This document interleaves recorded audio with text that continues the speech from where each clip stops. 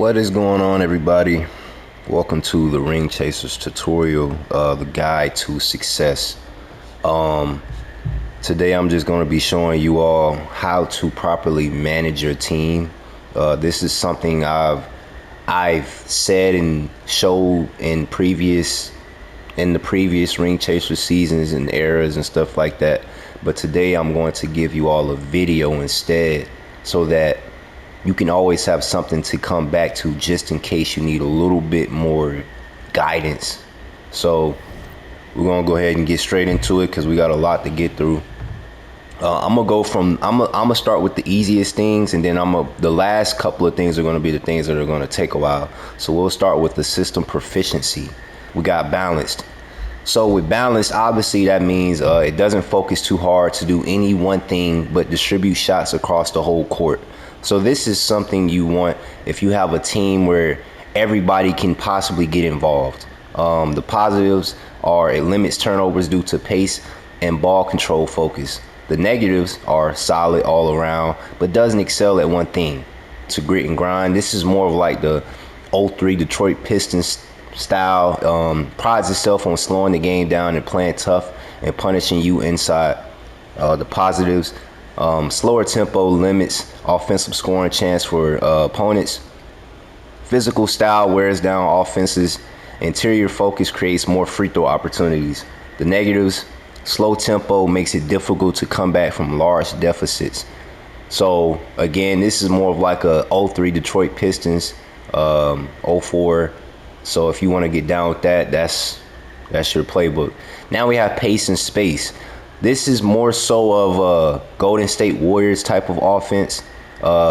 Uses continuous ball and player movement to extend the defense and allow spacing for three-pointers and drives to the rim. Positives, increase three-point opportunities, spreads opposition defense, constant motion forces defensive mistakes. The negatives, sacrifices strength and height, no low post offensive threat, not ideal for players who thrive on isolation. So once again, that is more of a Golden State type of offense if you wanted to go with that system proficiency. Perimeter centric. Perimeter centric emphasizes a space floor with 4 shooters and a high dose of pick and roll. This is also like another form of Golden State, but I think pace and space is probably a better option for that. The positives, creates mismatches in favor of stretch bigs. Quick means more shots for perimeter players. Increased spacing for pick and roll attacks. The negatives, typically poor defensively against bigs, often punished on the glass due to size. Lack of drives, produces fewer free throw attempts. Now we have post-centric. Post-centric is for teams with size, strength, and prefer to pound the ball inside. So this is kind of like a Shaq before Kobe got good, where it was really just Shaq's team.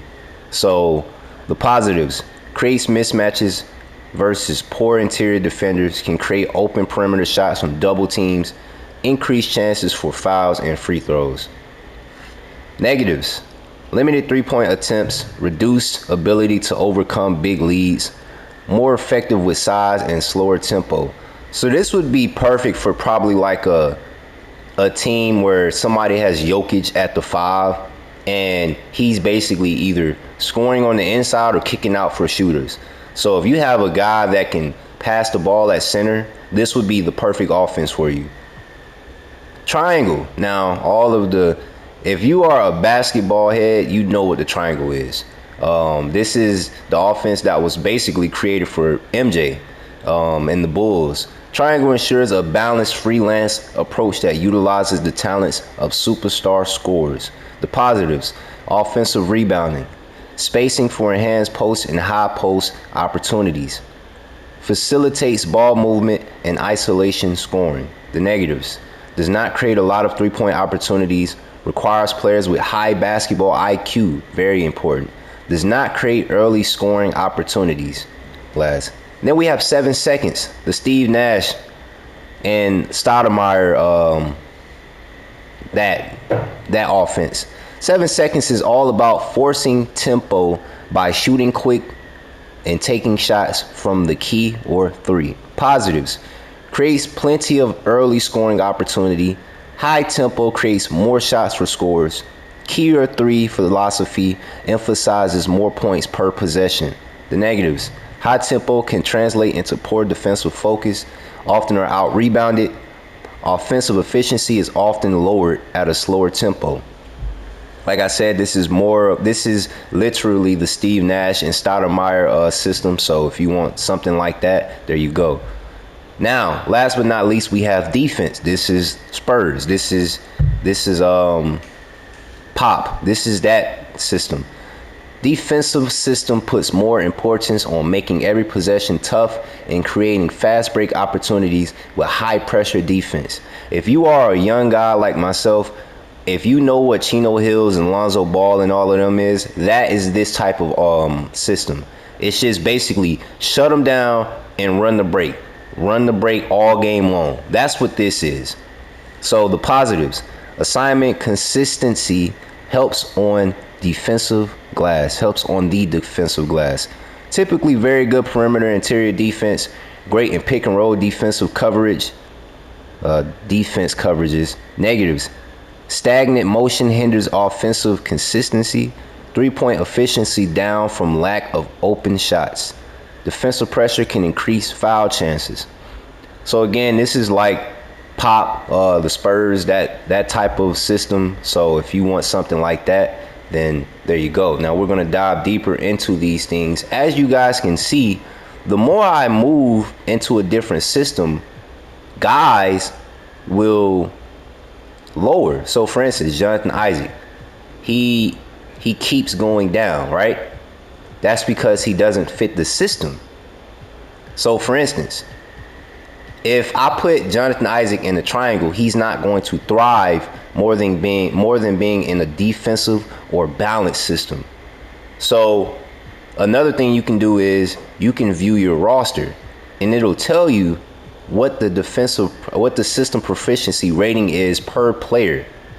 So when you look at these things, you can see, okay, he's not going to fit in that system, so I can't trust him being in that. So I need to find the system where it works. So when you're looking at these things, you have to be sure of, okay, I need to make sure that this guy can fit in this system, because if he can't, then I don't know if I can trust him being in the lineup. Now, with the playbook, I have a custom playbook. I made my playbook. This year you are able to customize your own playbook and actually save it and share it. So for guys like Martin, Isaiah, who has already done it, I've already done it, Corey, and Uncle Marlon, being that we all have the game, all of you can make a custom playbook and just send it over to me. So that way you don't have to worry about, oh, my playbook isn't working. You actually went in and customized yours. Like me, I customized my entire playbook to my liking. Now we go to the priorities. So priorities, I mean, it's self-explanatory. It's what they are designed to do during the game. So for instance, I have Tracy McGrady. I don't have him on a priority one, because if he's on a priority one, he's going to have the ball all game long. That is very important. You don't want somebody having the ball all game long if you don't want them to have the ball all game long. T-Mac is my best player, but we all know what he does when he is jacking up shots. He's going to jack up 30 shots a game and only make about 10 of them. That's not good. So I have him on priority 2, 3, and 4, which is three-pointer, handoff, receiver, and cutter. Now the other options are isolation, isolation point, isolation wing, pick and roll ball handler, pick and roll point, pick and roll wing, pick and roll man, post up low, post up high, guard post up, handoff passer, mid range. And that's pretty much it. You can apply this to every player. And when that's all done, you can see on the right hand side that they have plays designed for them according to their priorities. So you see how T-Mac has a million plays. But if I go to somebody like a Shane Battier, he only has about half of what T-Mac has because of his priorities. So that's another thing that's very important. But now we're going to move on to the next thing, which is individual training. This is very important. So I'm gonna just go right here with Gil, right? So first off, you can make guys load management, which nobody's gonna do that. But if you go into skill training focus, well, I would be doing all of this, but I'm just going to show everybody. So let's say, because everything is the same for everybody, like as far as the player type and all that stuff. Now, the compatibility is not always the same, but everything else is. So let's say I wanted to make Gil an inside scorer. If I change that, that will be his focus when he's training. Whenever he's training, he's only focusing on inside scoring. For me, I don't remember exactly what I just had him on, but it don't matter. I'm gonna just put him on two-way, right? He can be a two-way. Now he'll focus on being a scorer and a defensive player now. So that's why, like, I have Ben Simmons focusing on outside scoring. I want him to become a shooter. If he can become a shooter, that's going to change everything for him. Same thing with Josh Smith. So you want to make sure you focus on, you definitely pay attention to skill training focus, individual training. It's very, very important. All right. And also keep in mind, there is an injury risk depending on the player. So it's only low, medium, and high. If you got a player that has a high injury risk, that's not a good thing. If they're at medium, it's like a type of situation that got you maybe scratching your head. Low, you'll be fine. All right. So from there, we're going to go to player mentorship. Okay. With player mentorship, since I've already done all of mine, I'll go to a player that has not been done.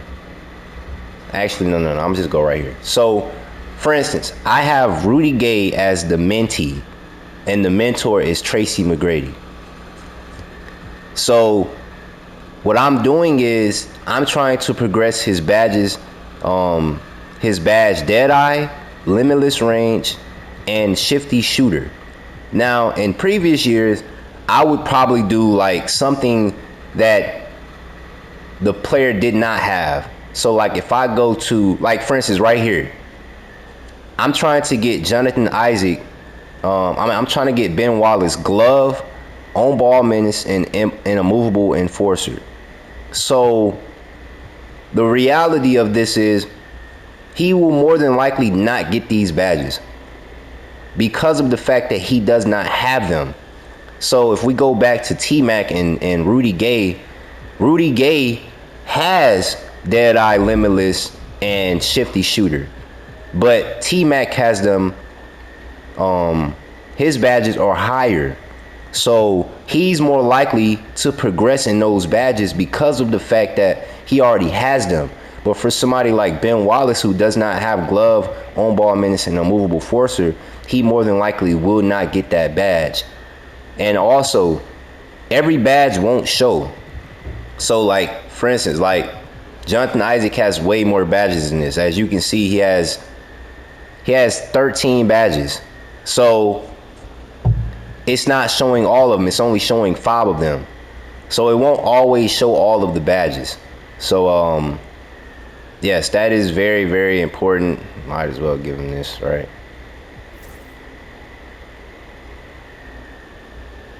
Never mind. I don't know what I just did there.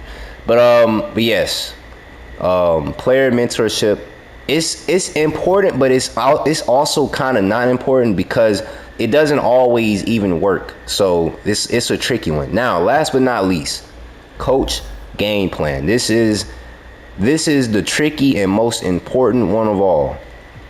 Now, as you can see right here, you can manage your player minutes, right?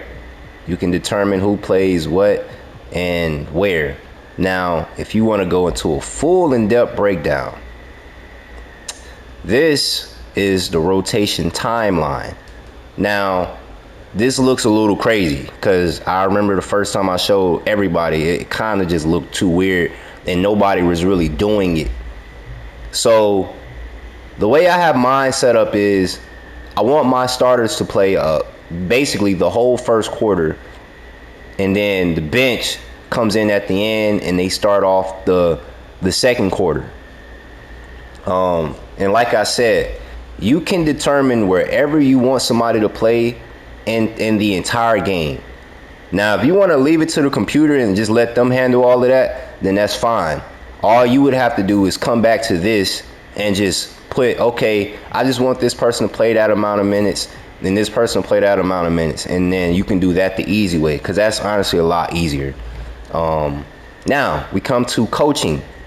You can determine how much your team plays help defense and all of that stuff, how much your team runs plays, zone usage, which is teams running zones, how much of your bench is going to play, the utilization of your bench.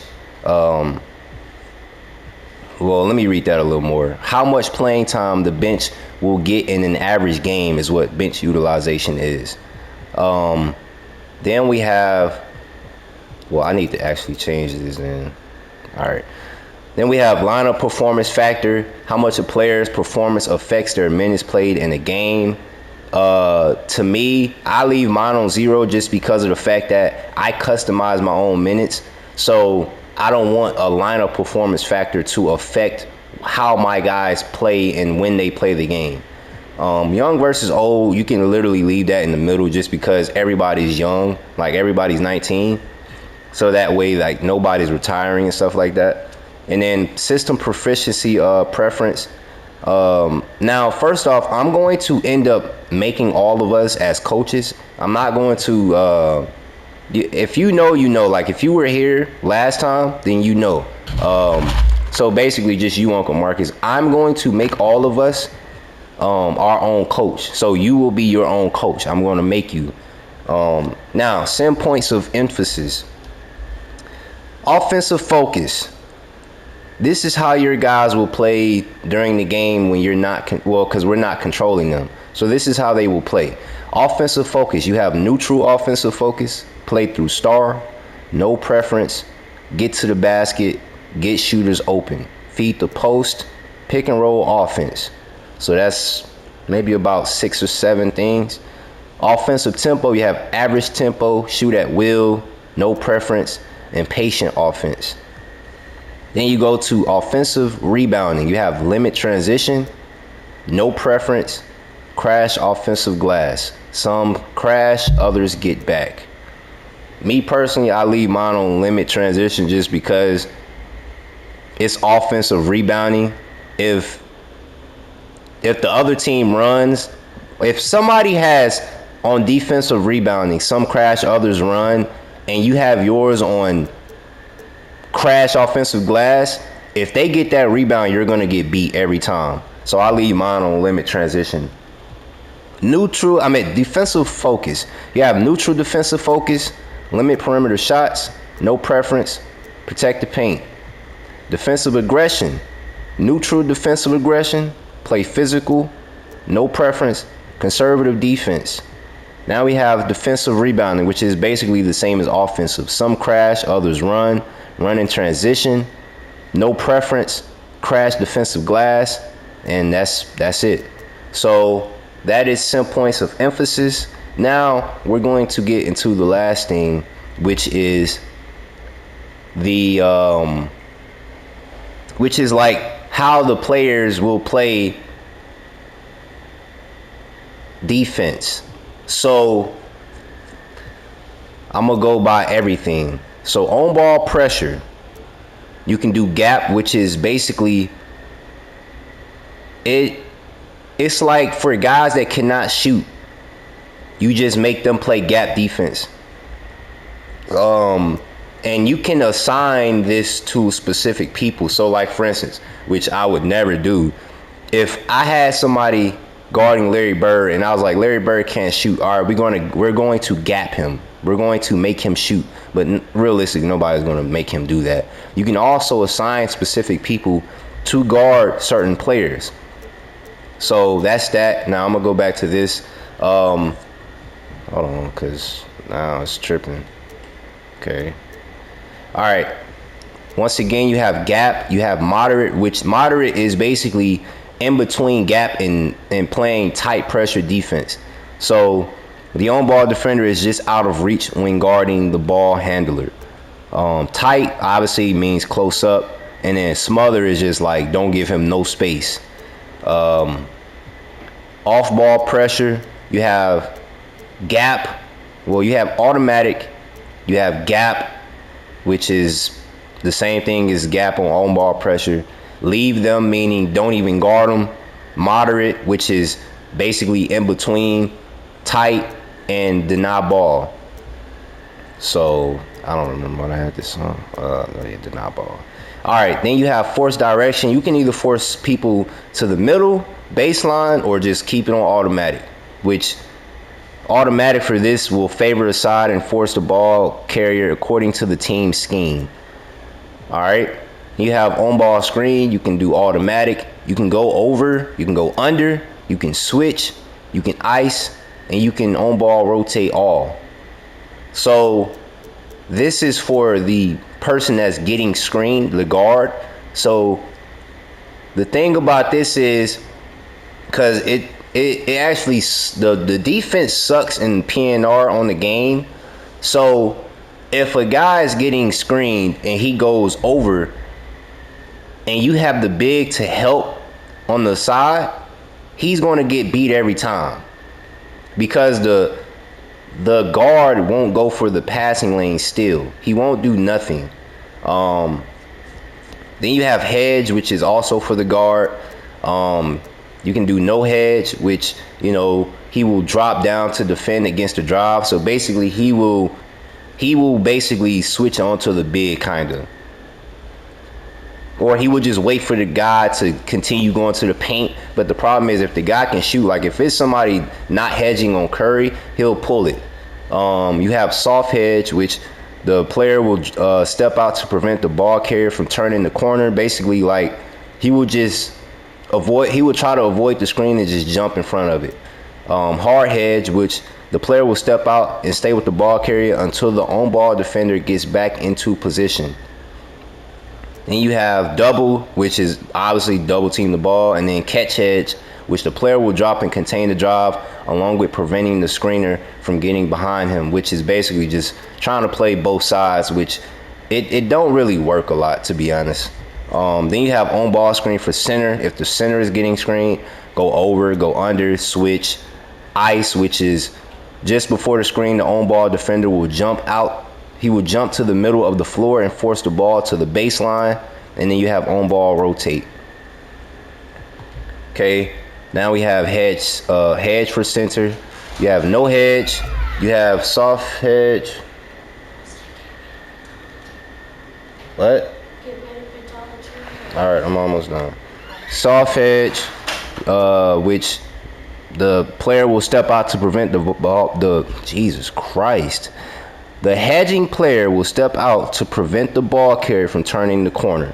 Then you have hard hedge. The hedging player will step out and stay with the ball carrier until the on-ball defender gets back into position.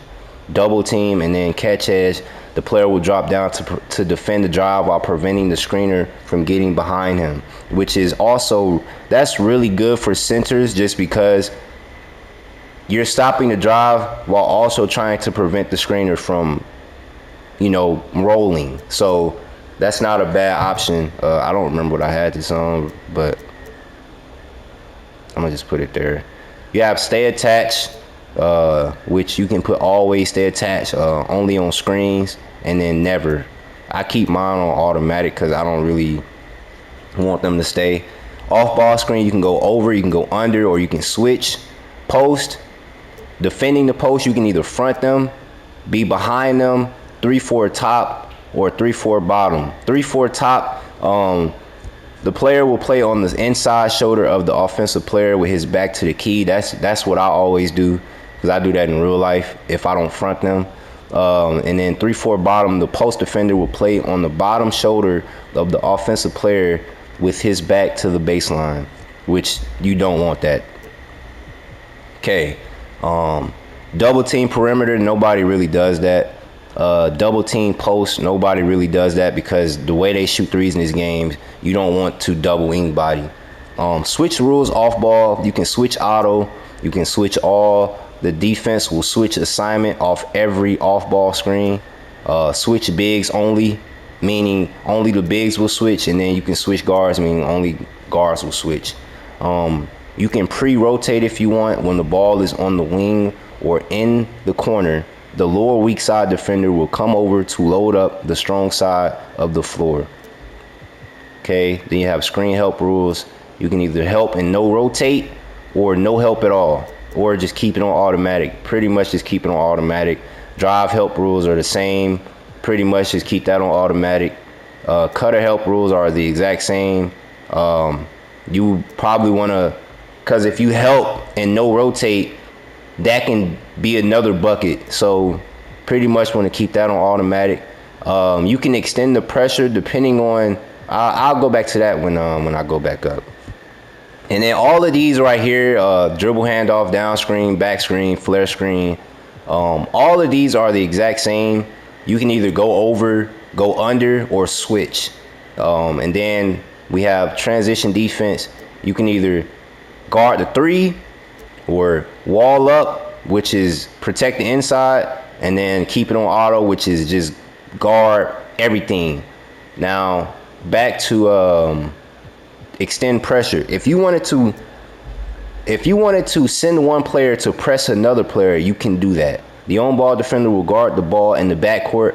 If you don't want to do it, you can just do no, or just do automatic. So that is pretty much going to cover everything. Make sure I didn't miss anything. Even if so, well, no, that's basically the same thing. Because like I said, you can do matchups right here and stuff like that. So like you can see, if I wanted Shane Battier to guard Larry Bird, you can do that. Or you could just do it this way, which is honestly, it don't matter either way. I hope this helps all of you.